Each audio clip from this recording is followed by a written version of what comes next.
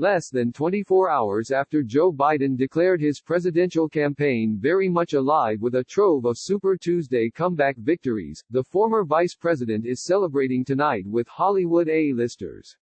As Biden's campaign sees a big boost in new bundlers and donors as momentum swings his way as the more moderate alternative to Bernie Sanders, the event sold out and had to be moved outside at Lansing's pad to accommodate all the 350 or so guests.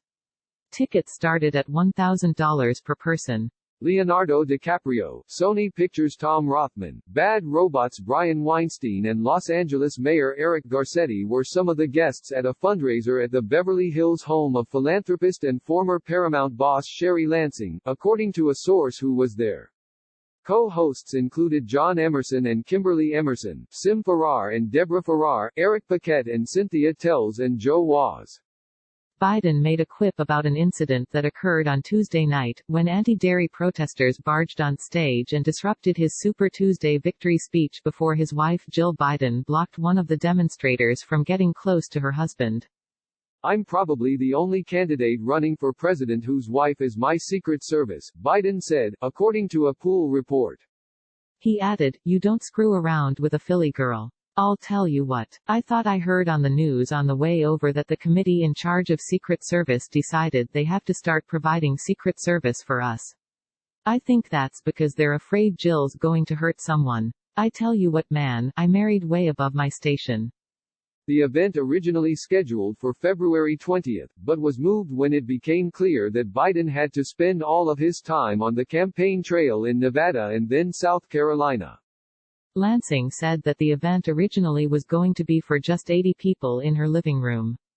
Then South Carolina happened, Lansing said. The calls just kept coming in, over and over. It was like a deluge. And obviously we didn't want to turn anyone away. To accommodate the larger crowd, the event was moved outside to the home's lush backyard near a large pool and a pair of lion statues.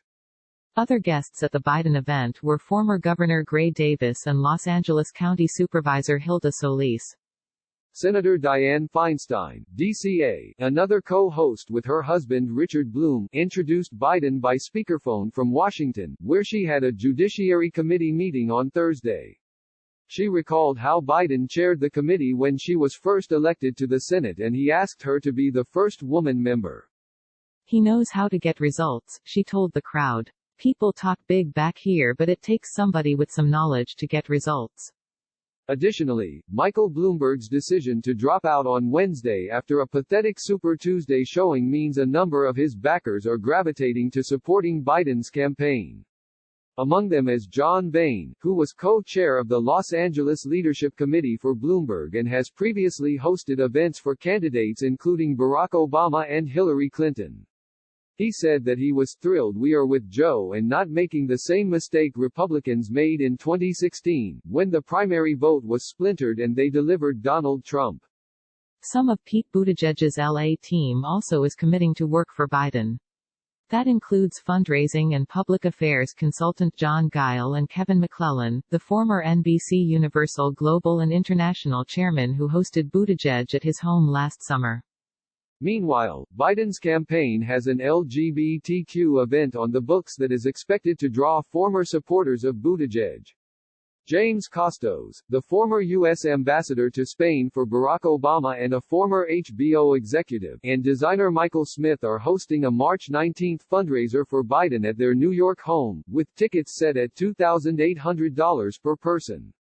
Co-hosts include Rufus Gifford, the former ambassador to Denmark who was finance director for President Obama's 2012 re-election campaign.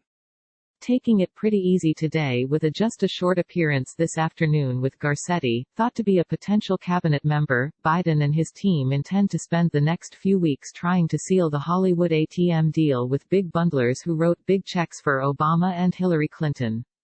Chief among those deep-pocket supporters are Quibi mainman Jeffrey Katzenberg, who was the 44th POTUS biggest bundler. Spreading his resources around various Democrats in the race at one point or another, including Biden, Katzenberg is widely seen as a whale among Biden's finance team if they can snare him. Not only would the former DreamWorks Animation CEO bring in major cash himself, but is expected to open the door to other Tinseltown donors like Steven Spielberg and George Clooney.